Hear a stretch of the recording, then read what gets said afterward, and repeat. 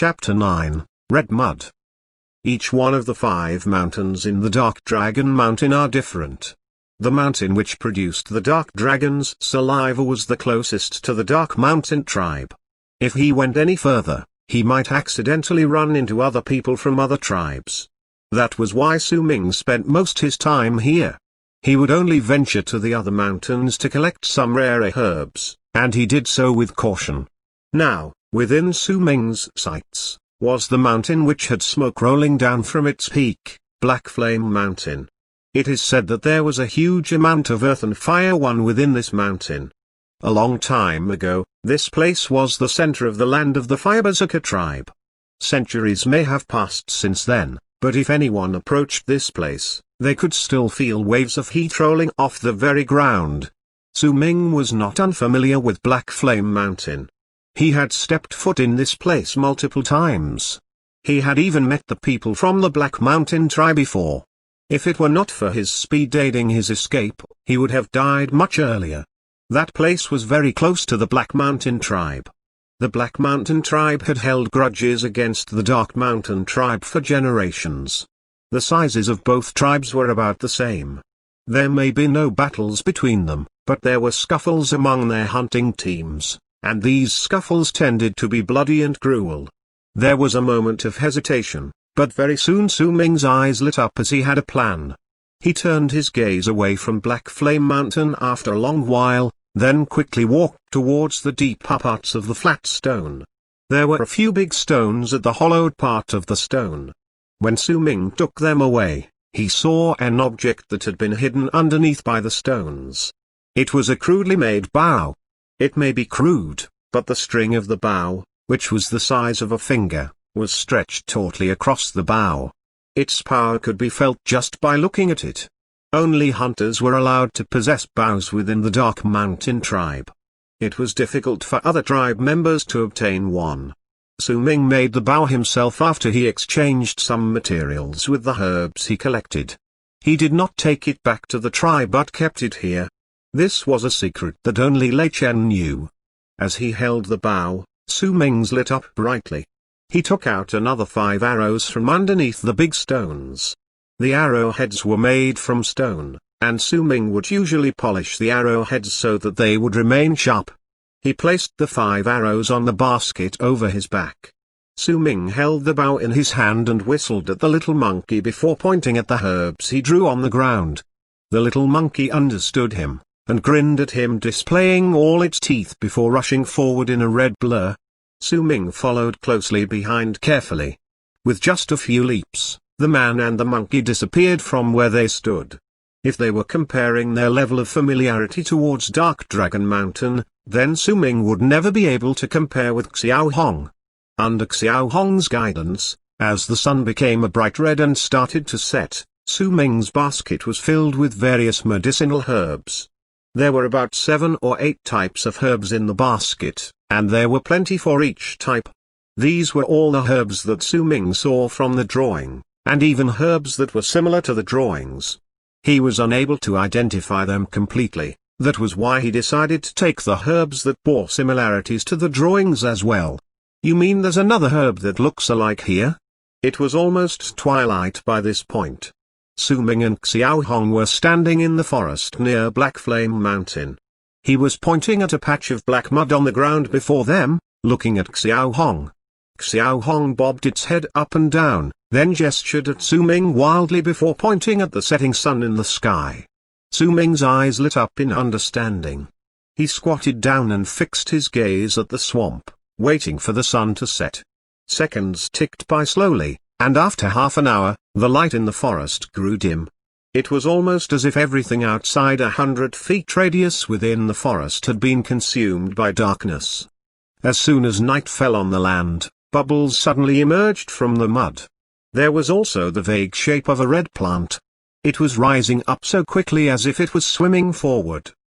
The odd sight made Su Ming's hair rise, but he did not move. He watched as the red plant continued to swim in the mud, then slowly rise from it. It was the bud of a red flower. The roots were still hidden in the mud. It was obvious now that the flower had been moving about in the mud just now due to the movements of its roots. As he watched the flower buds emerge from the mud, they bloomed before Su Ming's eyes and let out a nice fragrance. Su Ming only took a whiff and immediately, he felt as if his blood was boiling. It was as if his entire body was surrounded by flames and his skin burnt by the heat. At that moment, Xiao Hong let out a nervous screech. Su Ming did not hesitate and rushed forward, grabbing the red flower closest to him. There was a sharp spatula made of stone in his hand, and with practiced movements he cut the flower part from its roots, then threw it into the basket over his back. Once he was done, Su Ming did not linger and left quickly with Xiao Hong. As soon as Su Ming left, there was the sound of a roar from a beast from within the mud, and all the red flowers immediately closed their petals before sinking into the mud once more. Soon, fresh blood emerged from the mud and the stench of blood filled the air. Su Ming and Xiao Hong left in a hurry. When the sky darkened completely, they were sitting on a tree and looking through their hall using the moonlight. There were many types of herbs in the basket, a sight which made Su Ming excited. He saw the quenching scene in his mind once again, and he became even more excited to do it. It's a pity I don't know the effects of the scattering dust, but it should be really good nonetheless. Su Ming licked his lips, casting his gaze towards two of the herbs in the basket. These two herbs were similar in color, and if he was not looking at them closely they would look exactly the same. They are both red, and the only difference between them was that one of them had 6 petals, and the other 5 petals.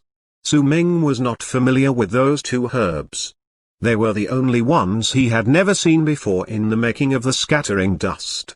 It was fortunate that Xiao Hong had seen them before and could bring Su Ming to them. Just which one of them is the one necessary to make the medicine? Su Ming frowned, he swept his gaze along the two herbs. He had obtained the 6-petal flower from the mud. As he remembered the strange sight that had happened when it bloomed, Su Ming had a feeling that if he ate this raw, his body would explode. He placed the herb once more in the basket and laid down on the branch, then took a bite at a piece of fruit. He watched the stars in the sky and breathed in the air in the forest. He could hear the sounds of the beasts and birds around him. It was as if he had become one with the forest, and it was a comfortable feeling.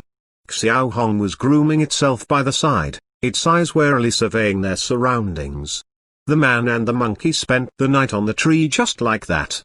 As the sun rose the next morning, Su Ming and Xiao Hong left the tree and hurried towards Black Flame Mountain as the forest was covered by darkness and surrounded by a thin veil of mist. Su Ming remained on alert as he held the bow in his hands. Xiao Hong was also affected by this and was also wary of its surroundings.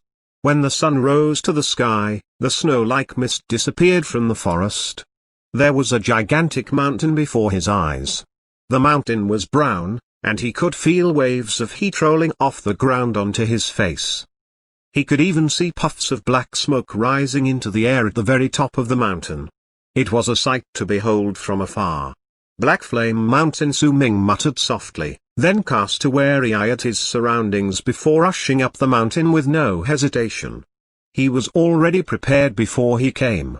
There were a lot of heat-repellent herbs under his feet, and with their presence, Su Ming could climb to the top of the mountain without stopping.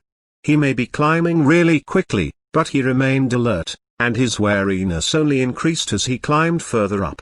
He did not know how long he took, but as he was halfway up the mountain, Xiao Hong let out a screech as he was about to continue upward. Su Ming immediately hid his body in one of the cracks by the side of the mountain without any hesitation as soon as he heard the screech. He planted his feet firmly on the ground and lifted the bow in his right hand as he quickly took out an arrow. It was all done within the span of a breath.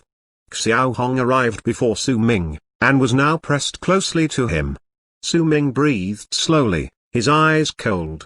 From where he stood, if any of the members of the Black Mountain tribe noticed him, then they would have to fight till the death.